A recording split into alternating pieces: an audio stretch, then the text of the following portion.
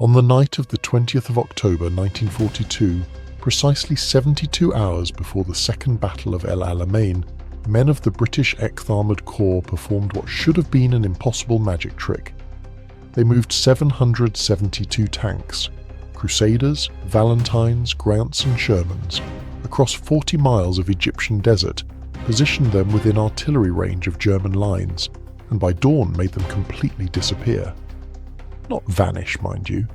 German aerial reconnaissance photographed them at first light. The photographs showed exactly what the Luftwaffe pilots expected. Hundreds of lorries parked in a dusty assembly area called Martello, the same 3-ton trucks that had been there for weeks. This shouldn't have worked. The tanks weren't hidden behind terrain. Egypt's western desert offered all the concealment of a snooker table. They weren't painted in clever camouflage patterns that might fool binoculars at 200 yards. These were 30-ton armoured behemoths sitting in the open desert, within 5 miles of Field Marshal Erwin Rommel's forward positions, photographed daily by German reconnaissance flights operating at 8,000 feet. Each Sherman measured 19 feet 4 inches long, stood 9 feet tall, and featured distinctive tracked suspension that left marks 2 feet wide carved into the sand. Standard military doctrine held that concealing armour in desert warfare was fundamentally impossible, which is precisely why, when Lieutenant General Bernard Montgomery's offensive struck at 9:40 p.m. on the 23rd of October, the attacking force achieved complete tactical surprise. The Germans expected an attack. They knew one was coming. What they didn't know was when, where, and with what force, and that ignorance wasn't accidental. It was the culmination of Operation Bertram, a deception campaign that convinced the Wehrmacht they were facing an entirely different battle than the one Montgomery had actually prepared. At its heart lay a simple principle that military theorists had dismissed. In an age of aerial reconnaissance and signals intelligence, you couldn't hide a modern army, so the British didn't try. Instead, they showed Rommel exactly what they wanted him to see, including tyre tracks that told a story more convincing than truth. By 1942, military intelligence doctrine was clear. Modern reconnaissance had made large-scale deception obsolete. Aircraft could photograph entire sectors daily. Signals intelligence could track wireless traffic patterns. Ground observers reported vehicle movements. The mathematics was simple. A British armoured division required 3,000 vehicles, consumed 300 tons of petrol daily, and left tracks visible from the air for weeks in dry sand. You could study enemy dispositions with actuarial precision. German intelligence officers applied this doctrine rigorously. Throughout September and October 1942, Luftwaffe reconnaissance flights photographed British positions along the El Alamein line daily. They charted every vehicle concentration, mapped every supply dump, tracked the construction of a water pipeline extending south at exactly 5 miles per day. Their analysis was methodical. Real tanks made specific track patterns, real artillery required ammunition storage with distinct signatures, real headquarters generated characteristic wireless traffic. The Axis intelligence summary for the 22nd of October, 12 hours before Montgomery's attack, placed British armour precisely where it wasn't, estimated Allied strength at 1 division more than existed, and predicted the offensive would come from the south when it was actually massed in the north. Every fact the Germans observed was correct. Every conclusion was catastrophically wrong. This represented the fundamental paradox of modern warfare. The more sophisticated reconnaissance became, the more commanders trusted it. Captured German General Wilhelm Ritter von Thoma told Montgomery after the battle that he had believed the British possessed at least 1 additional armoured division, roughly 340 tanks that existed only on paper. His colleague, General Georg Stumer, Rommel's temporary replacement, had assessed that the British offensive wouldn't begin for several weeks. Both officers had based their judgments on solid photographic evidence and intercepted communications. Standard military analysis said deception at this scale was impossible. The British proved otherwise by understanding what intelligence officers actually trusted, not absence of evidence, but the presence of exactly what they expected to see. Whilst German doctrine treated reconnaissance as an objective science, the British approached it as a conversation, one they could manipulate by controlling what evidence reconnaissance revealed. The architect of this philosophy was Brigadier Dudley Clark, a slight, unconventional officer who established advanced headquarters A Force in Cairo in March 1941. Clark's fundamental insight came from failure. During Operation Camilla, his first deception, he successfully convinced Italian forces that British troops would invade Italian Somaliland rather than Eritrea. The Italians believed him completely. Then, instead of reinforcing Somaliland as expected, they withdrew their forces into Eritrea, exactly where the British were actually attacking. Clark learned a crucial lesson that night. Deception wasn't about making the enemy think what you wanted. It was about making them do what you wanted. Belief without behavioral change was useless. The only deception that mattered was one that caused your opponent to position forces incorrectly, allocate resources unwisely, or delay reactions fatally. This required understanding not just what intelligence officers saw, but what they trusted, what confirmed their expectations, and what details convinced them evidence was genuine. By November 1942, Clark had overestimated British and Commonwealth strength in North Africa by 250,000 men, all through phantom units, dummy equipment, and carefully curated evidence designed to survive German scrutiny. Geoffrey Barkas, who headed the Middle East Command Camouflage Directorate, translated Clark's philosophy into physical reality. A filmmaker before the war, Barkas recruited set designers, artists, zoologists, and theatre craftsmen. His team operated from offices below a brothel at No. 6 Sharia Kasserel Meal in Cairo. Clark had chosen the location deliberately, reasoning that anyone watching his officers wouldn't question why they regularly disappeared into a building housing a bawdy house. When Montgomery's Chief of Staff, Brigadier Freddy de Guingand, briefed Barkas on the El Alamein offensive in September 1942, he presented what seemed an impossible challenge. You must conceal 150,000 men with 1,000 guns and 1,000 tanks on a plain as flat and hard as a billiard table, and the Germans must know nothing about it, although they will be watching every movement. You cannot do it, of course, but you've bloody well got to. The critical insight wasn't to hide the build-up. It was to show the Germans a build-up in the wrong place, at the wrong time, with the wrong composition. This required understanding exactly how German reconnaissance worked, and what details convinced intelligence officers that observed equipment was genuine. The centerpiece of Operation Bertram was a device called the Sun Shield, originally sketched by General Wavell himself in a handwritten note. Is it a wild idea that a tank could be camouflaged to look like a lorry from air by light canvas screen over top? The concept was simple. The engineering was exquisite. Each sun shield consisted of 2 canvas halves, stretched over a lightweight wooden and metal frame, hinged to fit over a specific tank type. Separate designs for Crusaders, Valentines, Grants, and Shermans. The canvas was painted to mimic British 3-ton lorries when viewed from altitude, complete with mock wheels, cargo beds, and canvas covers. Each half section could be lifted by 2 men and fitted or removed in under 3 minutes.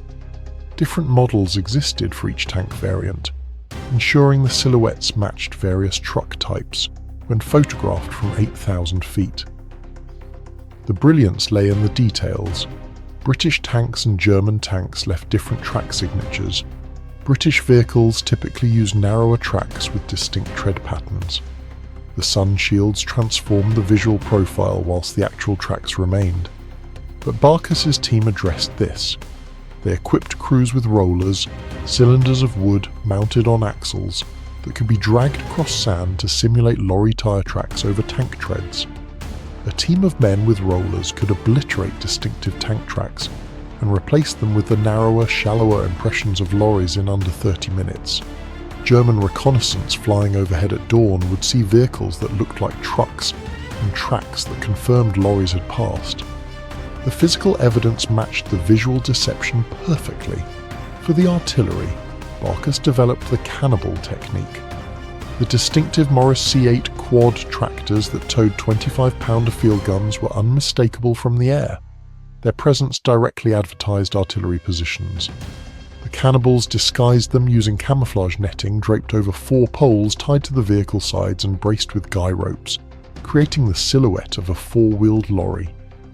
The 25-pounder guns themselves were covered with similar nets arranged to resemble covered 3-ton trucks.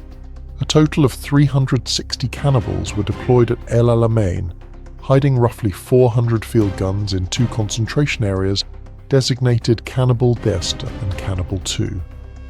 According to Barkas, the artillery concentration seems to have been quite undetectable right up to the instant when its disguise was thrown off and the gunners opened fire. Dummy equipment worked the opposite direction. Constructing fake tanks that could fool reconnaissance required understanding what made real tanks convincing from altitude.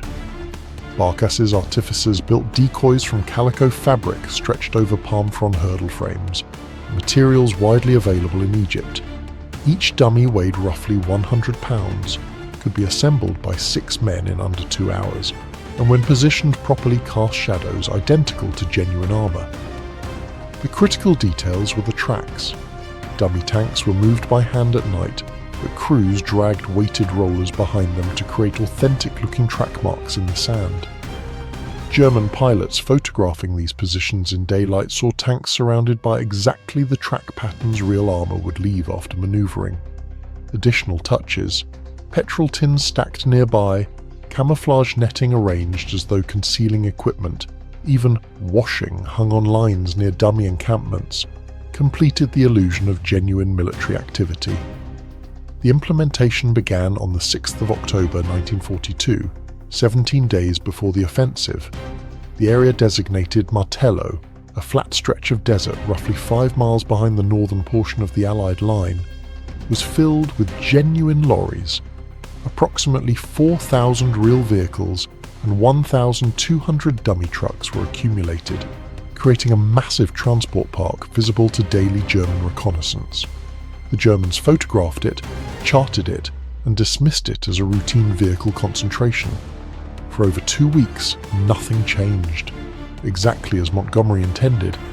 Meanwhile, British tanks remained in training areas and staging positions 30 to 40 miles behind the front, openly visible to aerial reconnaissance. The Germans photographed these as well, calculating that British armour was positioned too far back to strike before early November. The mathematics seemed clear. Tanks would require at least 2 days to move from those positions into battle formation. Everything German intelligence observed confirmed their analysis until the night of the 20th to the 21st of October. Under cover of darkness, the Armored Corps began moving. Each tank drove to Martello along predetermined routes, guided to specific positions where a lorry had been parked. Upon arrival, the tank halted precisely where the lorry had stood. Within 3 minutes, the crew fitted its sunshield, transforming the tank's silhouette into that of a 3-ton truck. The genuine lorry, meanwhile, had driven away to a different position. By dawn, German reconnaissance photographed Martello and saw exactly what they'd seen the previous day: rows of lorries in a transport park. The number of vehicles hadn't changed. Their positions were slightly different, consistent with normal vehicle park activity, but no fundamental change had occurred. Back at the original staging area, crews working through the night performed the reverse deception. Where each real tank had stood, they erected a dummy tank constructed from canvas and palm fronds, positioned to cast identical shadows. Tracks were obliterated using brooms and rakes, then fresh dummy tank tracks were created using the rollers. Empty petrol tins, the distinctive jerry cans, were collected and repositioned around the dummy vehicles to simulate refueling activity. Most crucially, a wireless deception unit remained at the empty staging area, transmitting the same pattern of radio traffic the armoured units had generated when genuinely present. German signals intelligence, monitoring Allied communications, detected no change in the Armoured Corps' radio signature from their rear positions. The scale was staggering. 772 sunshields transformed 772 tanks. Approximately 1,750 dummy vehicles and guns were positioned in the south to simulate an entirely different offensive. Over 3,000 tons of supplies, 600 tons of material, 2,000 tons of petrol, and 420 tons of engineering stores were concealed at El Alamein railway station 5 miles behind the front by storing petrol tins inside existing slit trenches, which looked identical to empty trenches from above, and stacking food supplies to mimic covered lorries. Another 3,000 tons was similarly hidden 15 miles east at Alamein. To complete the southern deception, Barkas's teams constructed a dummy water pipeline extending southward at exactly 5 miles per day, consistent with the rate real pipeline construction would advance. German intelligence calculated the pipeline's completion date as mid-November, estimating that the offensive couldn't begin before adequate water supplies reached forward positions. The most audacious element was the double deception at Montgomery Depression, positioned on the southern end of the Allied line. From 15th October, 8 days before the offensive, Barkas's camoufleurs constructed 3.5 dummy field regiments of artillery, totaling approximately 84 dummy guns. These were carefully made to appear seriously camouflaged, using the standard techniques the British employed for concealing real artillery: proper spacing, appropriate netting, supporting equipment positioned as doctrine required. Then Barkas did something unexpected. Day by day, the camouflage was deliberately maintained less well. Nets were allowed to sag. Positioning became careless. The maskirovka was obvious. German reconnaissance photographed these positions daily, and after several days, intelligence officers reached the conclusion Barkas intended. These were decoys. The guns at Munasib were dummies, positioned to draw attention but presenting no genuine threat. German analysis confirmed what seemed obvious. The British were attempting deception in the south, but doing it poorly. The Munasib guns could be safely ignored. At 0 hour on the 23rd of October, as Montgomery's main offensive struck in the north, British artillery in the south opened fire. But not from Munasib, not yet. The genuine barrage came from elsewhere along the southern sector. German forces, under orders to probe Allied positions, launched a probe by armoured elements towards what they confidently knew were dummy gun positions at Munasib. The column advanced, expecting no resistance. Instead, they encountered massed artillery fire from 84 real 25-pounder field guns that had replaced the dummies the previous night. The obvious decoys opened fire with sustained bombardment. The German tank column, caught completely by surprise, suffered heavy casualties and retreated in disarray. Clark's principle had been proven perfectly. It wasn't enough to make Germans believe something. You had to make them act on that belief in ways that cost them. By 1944, British deception had evolved from operational necessity in North Africa into strategic doctrine. Clark's work had directly inspired the creation of the London Controlling Section in 1941, and his methods formed the foundation of Operation Bodyguard, the grand deception campaign designed to conceal Allied intentions for the invasion of Europe. Within Bodyguard, Operation Fortitude represented the culmination of everything learned in the desert, creating an entirely fictional order of battle that German intelligence would not merely observe but trust implicitly. Fortitude South focused on convincing German high command that the Allied invasion would strike the Pas-de-Calais region rather than Normandy. The fictitious 1st US Army Group, FUSAG, supposedly commanded by General George S. Patton, the American commander the Germans feared most, was based in southeast England. The technical challenge was different from El Alamein. By 1944, German reconnaissance aircraft could rarely penetrate British airspace. Elaborate physical deceptions would be wasted. Instead, the operation relied primarily on false radio traffic and information leaked through double agents controlled by MI5's 20 Committee, codenamed Double Cross. Yet physical deception still mattered for specific locations Germans might glimpse through limited reconnaissance flights or from across the Channel. In Folkestone Harbour, Allied engineers constructed 255 dummy landing craft designated Big Bobs, steel tube frameworks lashed to buoyant steel drums and covered with canvas, realistic when viewed from altitude but weighing only a fraction of genuine landing craft. The challenge was keeping them in position. Being too light, wind and rain frequently flipped them over or drove them aground during the operation. Engineers constantly repositioned them to maintain the illusion. The tyre track technique from Alamein reappeared in Kent and Essex. Inflatable rubber tanks, Sherman and Churchill models manufactured from rubberized fabric, were positioned in fields throughout southeast England. These represented the technological evolution of Barkas's canvas and palm frond dummies. Inflatable decoys could be deployed by 2 men in under 10 minutes using compressed air, weighed approximately 50 pounds when deflated, and mimicked the visual profile of genuine armour from reconnaissance altitude.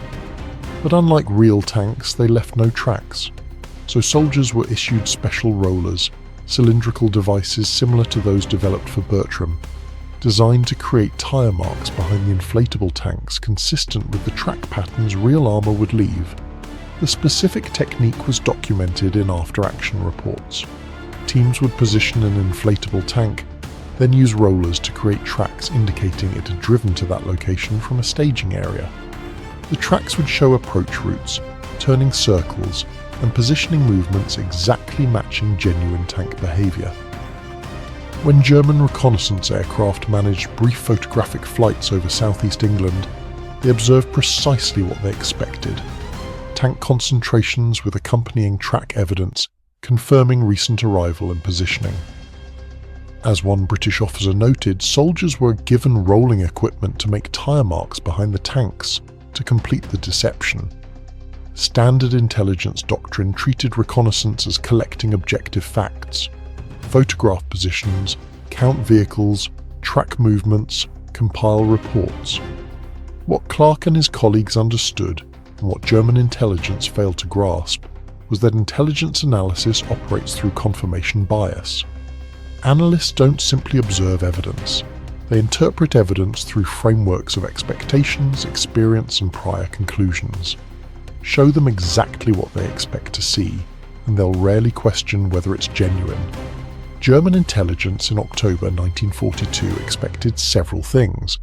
That British armoured forces were positioned well behind the front. They photographed tanks in training areas, confirming this. That any offensive would come from the southern sector, where the terrain was more favourable, the dummy pipeline, and false equipment build-up confirmed this, and that Montgomery would need weeks to prepare. The incomplete pipeline and distant armour confirmed this. Every piece of evidence they collected fitted a coherent logical analysis, which made it persuasive. The fact that British tanks were actually hidden 5 miles from German lines, camouflaged as the lorries German reconnaissance photographed daily, seemed impossible because it contradicted the evidence intelligence had verified. The track marks were critical precisely because they were subtle.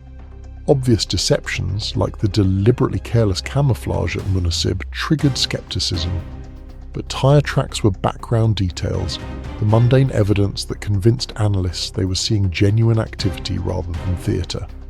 A tank sitting in a field might be a decoy, but a tank sitting in a field surrounded by track marks showing exactly how it manoeuvred to that position, with tyre patterns consistent with the ground conditions and vehicle type, accompanied by the detritus of genuine military activity, spent petrol tins, disturbed sand, signs of crew presence, that became convincing. It's the difference between a stage set and a lived-in space. The tracks provided texture that transformed visual deception into apparent reality. By D-Day, this understanding had matured into doctrine. Fortitude succeeded not because the dummy landing craft in Folkestone were perfect replicas, many were obviously crude on close inspection, but because German intelligence observed them in a context that made them plausible. Patton's public command of FUSAG, radio traffic simulating divisional communications, double agents reporting troop movements, increased bombing of Pas-de-Calais, and physical evidence including dummy equipment and tyre tracks all created a mutually reinforcing narrative. Each element confirmed the others. German analysis concluded that over 70 divisions were positioned in the UK preparing to invade Calais, roughly 20 divisions more than actually existed. Even on the 6th of June 1944, after Allied forces had already landed on Normandy beaches, German High Command kept the powerful 15th Army positioned at Calais, waiting for what they remained convinced was the real invasion. Those Phantom divisions, complete with their Phantom tyre tracks, held 150,000 Wehrmacht soldiers out of the battle for Normandy for 8 weeks. Clark's fundamental insight transcended mere tactical trickery. He understood that modern intelligence systems, despite or perhaps because of their sophistication, were vulnerable to manipulation through their own thoroughness. The more comprehensive reconnaissance became, the more analysts trusted patterns they could verify through multiple sources.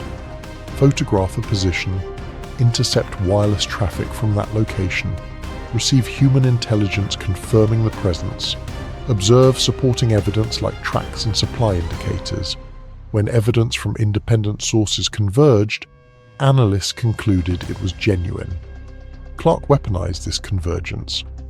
What made British deception extraordinary wasn't technical sophistication. Canvas and palm fronds are hardly advanced technology. It was understanding that warfare between modern states occurs not just on battlefields, but in the decision-making processes of staff officers interpreting reconnaissance reports. Win that battle, make enemy commanders position forces based on evidence you've curated, and you've created force multiplication more valuable than additional divisions. One German panzer division held in Calais by false intelligence was one panzer division not fighting in Normandy. The 15th Army's 150,000 men stayed on alert for an invasion that never came, whilst Allied forces established their lodgement on beaches 150 miles away. The tyre tracks represented the ultimate refinement of this principle. They weren't the deception itself, they were the authenticating detail that made impossible deceptions believable. Human intelligence can be doubted, wireless traffic can be fabricated, even photographs can show decoys. But the combination of visual evidence, electromagnetic signatures, agent reports, and physical traces of movement creates a narrative intelligence officers trust because it mirrors genuine activity. Clark and Barkas understood that successful deception wasn't about preventing reconnaissance. It was about controlling what reconnaissance revealed. This philosophy influenced Allied intelligence doctrine throughout the remainder of the war and beyond. The London Controlling Section, inspired directly by A-Force, conducted strategic deception across all theatres.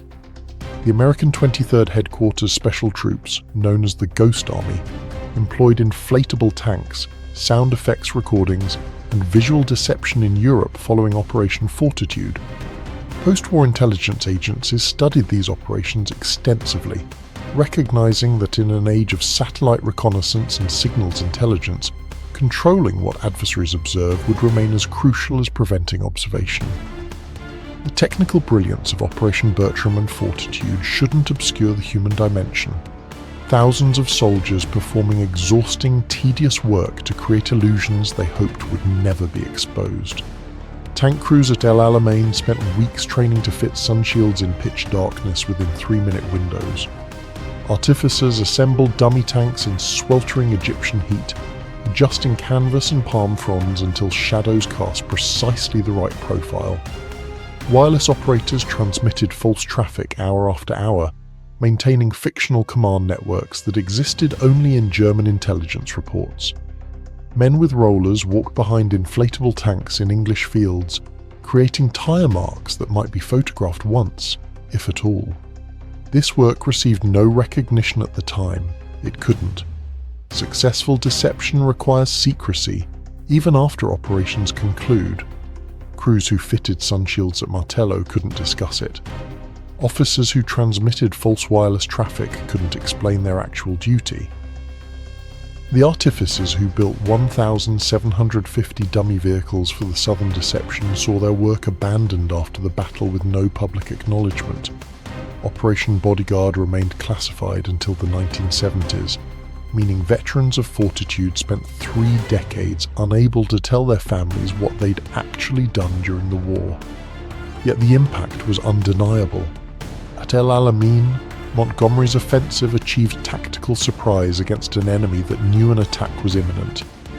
German armoured reserves were positioned in the wrong sector, arrived late to the battle, and counter-attacked against prepared positions rather than disrupting the initial assault. Rommel, in Germany on sick leave when the offensive began, later wrote that the deception regarding timing and location had been complete. Captured officers consistently overestimated British armoured strength and believed the main attack was coming from the south, exactly the conclusions Clark and Barkas had intended them to reach. At Normandy, the deception arguably saved thousands of Allied lives. Eisenhower told MI5 before D-Day, "Just keep the 15th Army out of my hair for 2 days. That's all I ask." Fortitude delivered 8 weeks.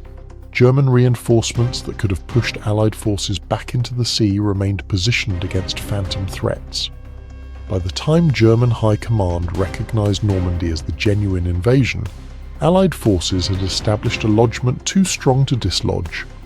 Churchill's famous maxim, in wartime, "Truth is so precious that she should always be attended by a bodyguard of lies," had been proven at industrial scale. The sophistication of modern reconnaissance technology hasn't eliminated deception, it's made it more essential. Satellite imagery, signals intelligence, pattern analysis, and digital communications offer unprecedented surveillance capabilities. Yet these same capabilities create vulnerabilities. Adversaries who understand what intelligence systems observe and trust can manipulate those systems through carefully crafted evidence. The principles Clark pioneered: control what they see, confirm their expectations, create mutually reinforcing evidence, and most crucially, make them act on false conclusions, remain foundational to military deception doctrine worldwide. The fake tyre tracks at El Alamein and southeast England weren't about fooling pilots at 8,000 feet. They were about convincing intelligence officers in analysis cells that observed equipment was genuine, observed activity was real, and observed dispositions revealed actual intentions. That German reconnaissance was correct about every fact but wrong about every conclusion demonstrates the fundamental limitation of intelligence. Information isn't truth, it's interpretation. Clark, Barkas, and the thousands of soldiers who created phantom armies understood something profound. In modern warfare, controlling the enemy's understanding of reality is more powerful than raw firepower. The British proved that on a flat Egyptian desert and across English fields, using canvas, palm fronds, wireless sets, and wooden rollers to create armies that existed only in German planning maps, and kept real German divisions waiting for invasions that never came whilst actual battles were won elsewhere. The tracks were never about the tracks. They were about making the impossible plausible, transforming theatre into apparent fact, and demonstrating that sometimes the deadliest weapon isn't what you conceal, it's what you reveal.